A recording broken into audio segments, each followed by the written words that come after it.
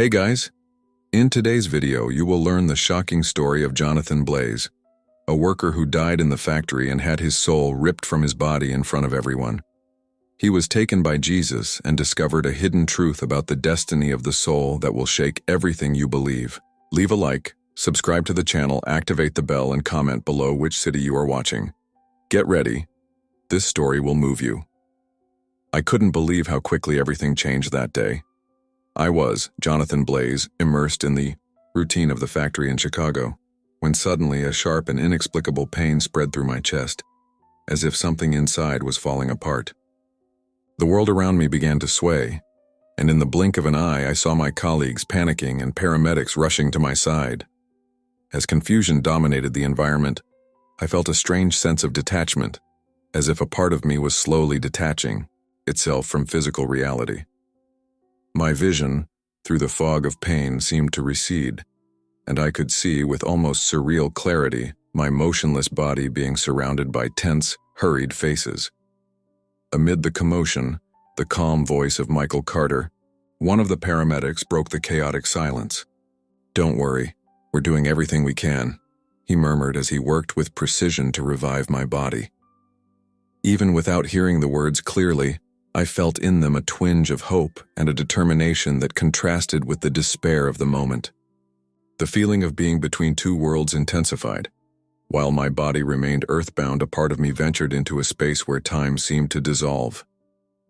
I didn't know if it was fear or pure disbelief, but each heartbeat that I no longer felt resonated like the beginning of something I never imagined.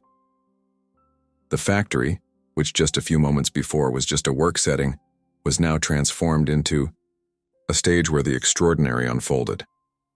I saw the details, the intermittent glow of the emergency lights, the sweat on the foreheads of the rescuers, and most of all, the unsettling feeling that I was being pulled toward an unknown destination.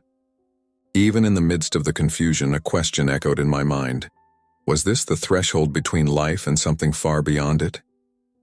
The moment was so intense and irreversible that it seemed to mark the beginning of a journey with no return, where every second would have a greater weight than I could ever imagine. The sensation of floating deepened, and I realized that, in that instant, I was no longer limited by the shackles of my body. I felt like every particle of me was free to explore a space where time didn't exist in the way I knew it. At the same time that the chaotic environment of the factory receded, a new reality emerged before my eyes, enveloped in a faint and welcoming light. There were no longer the dull colors of inanimate objects. Everything seemed to vibrate with a subtle energy, a symphony of colors that transformed and intertwined as if they were in a constant dance. I found myself floating toward this mysterious dimension, feeling a calm that contrasted sharply with the panic that had gripped the physical environment.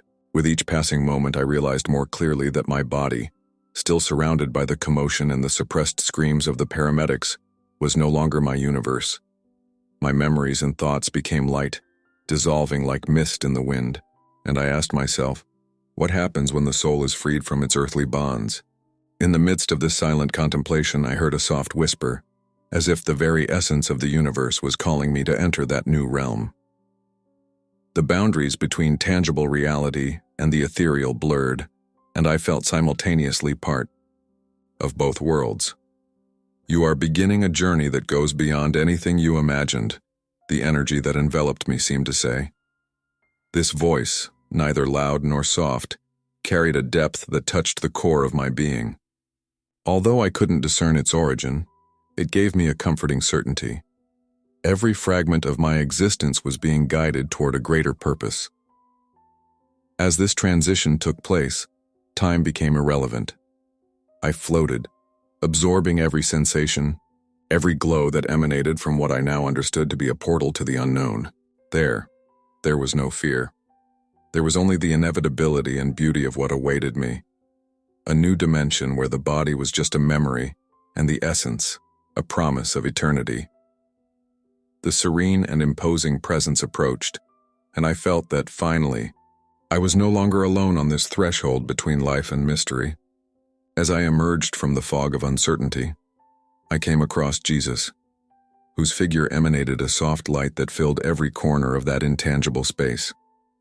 He approached with steady steps and a calm that seemed to defy time itself, and I could see the compassion that brimmed in his eyes. His voice, at once welcoming and deep, penetrated my soul, dispelling the fear that still hid in the shadows of my mind. "Jonathan, you are not alone. Your journey is just the beginning of something much greater," he said, and each word felt like a balm that healed the wounds of uncertainty. As he spoke, I felt the tension that surrounded me dissolve, giving way to a sense of ineffable peace. The environment around us seemed to vibrate with a sacred energy, as if the entire universe had gone silent to hear our words. In the midst of this encounter, reality unfolded in a myriad of details. The reflections of light danced softly in my floating soul, and the distant sound of prayers echoed like an ancestral melody, rescuing memories of forgotten faith. At that moment, complex explanations were not necessary. Jesus' presence spoke for itself. He not only calmed my fears, but also introduced me to the idea that death was, in fact, a transition, a step towards an existence where the essence of life was renewed and transformed. "You see, Jonathan, the body may fade away, but the true self, the spirit, is eternal. It carries the divine breath, and it is this that propels it to a destiny that transcends our earthly understanding," he explained, as his words echoed across the vastness of the sacred space he now inhabited. I felt that each syllable was imbued with an indisputable truth, and the revelation that the separation between body and soul was just the beginning of a new journey filled me with a mixture of hope and awe. From that moment on, I understood that every experience I had, every emotion I felt, had a greater purpose, and that my existence was now connected to something that could never be measured by time. As the visions deepened, I found myself transported to a universe of vibrant symbolic images that surpassed human understanding. In a whirlwind of colors and lights, the scenes unfolded as if I were watching the creation of the world itself. I could see, with a clarity that defied logic, the exact moment in which God shaped man, every trace of existence revealed in astonishing detail. It was as if time itself became a brushstroke on a divine painting, where each movement represented an act of love and creation.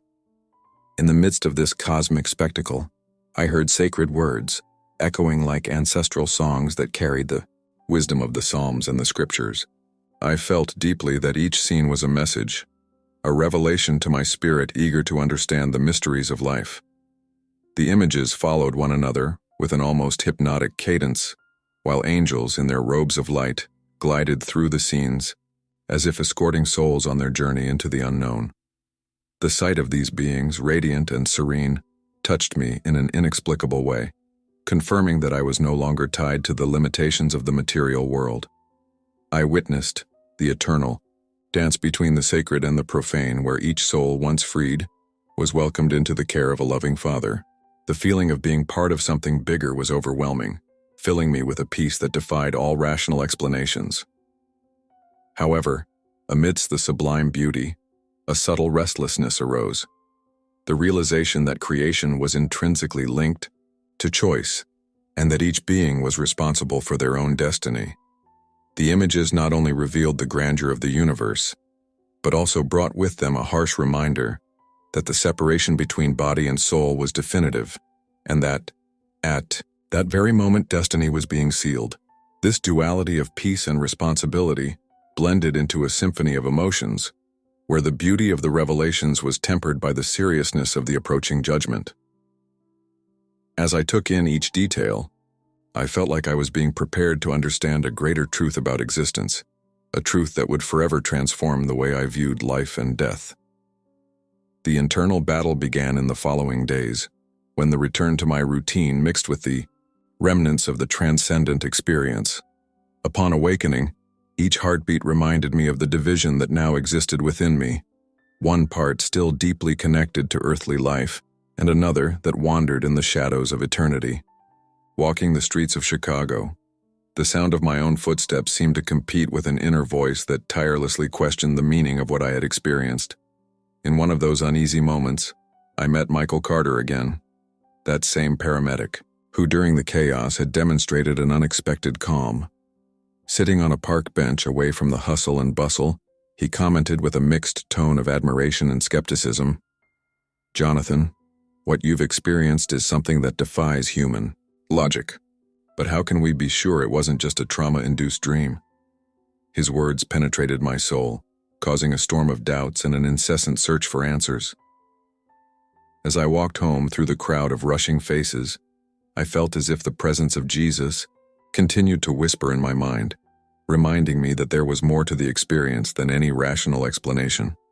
I found myself torn between the security of reason and the attraction of faith, as if each step in the city took me further into the abyss of an inevitable choice. On silent nights, the internal dialogue intensified. Am I destined to accept a new reality, where faith is the only anchor against the uncertainty of the unknown? In one of these moments of anguish, Elizabeth Knight, with her soft and insightful voice, entered the scene, stating, "Jonathan, sometimes the truth reveals itself not through logic, but through the feeling that burns within us. If what you have experienced has transformed your being, perhaps it is time to embrace that faith that you are so reluctant to accept." His words, spoken with a look that mixed compassion and firmness, echoed in me like a call to set aside the shackles of skepticism. Thus the battle became both external and internal. Each day was a confrontation with the doubts that infiltrated my thoughts, and each encounter, whether with friends, colleagues, or myself, was an opportunity to challenge and perhaps overcome these uncertainties. The awakening flame of faith began to ignite, delicately, amid the shadows of a divided mind, promising to transform my existence and reveal the truth that was always beyond mere reason. The doubts and shadows that once whispered lies began to dissipate, but the internal battle continued, as the voices of old deception still tried to infiltrate my thoughts. On one of those turbulent days, as I walked alone through the damp streets of Chicago, I felt the presence of Vincent Stone again, a figure who represented all the temptations and uncertainties that had haunted me for so long. In a moment of introspection, I heard a cold, deceptive whisper that said, "Everything you've experienced may just be an illusion, Jonathan. Your faith is fragile, and reason should prevail." The words echoed in my mind, and the feeling of confusion threatened to bring back old fears. However, at that moment, a firm memory emerged like a lighthouse amidst the darkness. I remembered Jesus' words, Elizabeth's welcoming voice, and the conviction that, even in the face of the inexplicable, had guided me there. I stopped in a small square, where the distant sound of the city mixed with the beating of my heart, and I decided to face those voices that tried to divert me. "I choose to believe in the truth that I lived," I declared silently, but with the strength of an inner cry. As I reflected, I met Elizabeth again, who, with her serene gaze, came closer and whispered, "The truth is not shaken by doubts, Jonathan. Every deception is only a test to strengthen faith." His words, filled with tenderness and conviction, helped me discern between the illusion that Vincent represented and the reality that my soul had experienced. I decided then that every doubtful thought would be faced with the light of faith and lived experience, and I would not let despair take its place. That day, as the sun began to set, dyeing the sky with warm, comforting tones, I felt an inner renewal. The battle against deception was not won immediately, but each step towards the truth dispelled a little more of the shadows. With a firm heart, I understood that overcoming mistakes was a continuous process, a journey that required courage, persistence, and above all, the conviction that the truth, no matter how challenging it was, would always prevail. In that moment of transition, the urgency of transformation pulsed in every cell of my being. As I walked down a quiet street far from the hustle and bustle of the factory and the echoes of doubts, I felt something inside me crying out for a profound change, a surrender that went beyond mere existence. Dusk spread across the horizon, dyeing the sky with warm, soft tones, and in that setting, every step seemed to echo the message that time was short and precious. I clearly remember the moment when, in front of a small abandoned church, the voice of Jesus resonated within me, not as an audible sound but as an unshakable conviction. Jonathan, true life is built on abandoning illusions and surrendering to the truth that dwells in your heart, he murmured, and I felt the weight of my mistakes and fears dissipating, replaced by renewed hope. I walked to the entrance of the church where Elizabeth was waiting for me with a look that overflowed with compassion and firmness. This is the moment, Jonathan. Transformation begins when we leave behind the shadows of the past and embrace the light of faith, she said, as she extended her hand in a gesture of welcome. His words mingled with the gentle sound of a distant organ, creating a symphony that seemed to call not just my spirit, but all those seeking a new beginning. As I entered, the simple walls of the church revealed inscriptions that told stories of rebirth and overcoming, and each line seemed to remind me that change was possible, even when all seemed lost. Inside, I met others who, like me, had felt the call to transform their lives, and their stories intertwined in a chorus of voices, celebrating victory over deception and uncertainty. Amid this environment full of meaning, I understood that true transformation is not a single event, but a continuous process of surrender and inner reconstruction. Every decision, every small gesture, had the power to shape the eternal destiny of the soul, and I committed myself, then and there, to live each day with the knowledge that there are no second chances after the last breath. Today, as I revisited every detail of this experience, I understood that life is a constant call to transformation, and that each breath is a reminder that there are no second chances. I walked through the city of Chicago, feeling the pulse of life around every corner as the memory of that day blended into the daily rhythm. In a small cafe, while watching the raindrops run down the window, Elizabeth approached me and said in a soft voice, "Jonathan, change doesn't wait. It happens with every choice, every moment we decide to follow the truth." His words resonated with me, and at that moment I realized that each experience, no matter how painful or extraordinary, was an invitation to reinvent myself and embrace the faith that transformed my existence. As we talked, I remembered the words of Jesus, which guided me from the threshold between life and eternity, and I understood that the destiny of the soul was not a mystery to be feared, but a path of redemption accessible to each of us. The voice that once warned me of Vincent Stone's deceptions now became a distant whisper, overshadowed by the clarity of renewed purpose.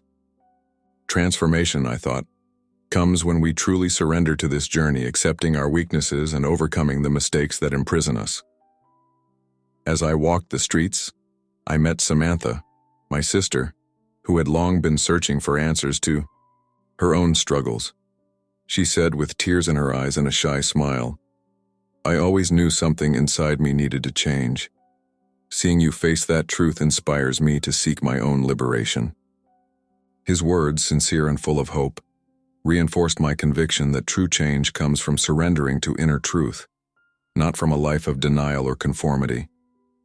At that moment, I realized that each meeting, each conversation, was part of a greater symphony, where the call to transformation became the melody that governed our destinies. And with a heart filled with new hope, I accepted that living fully meant accepting the impermanence of the body and the eternity of the soul, making each decision a conscious step towards the light.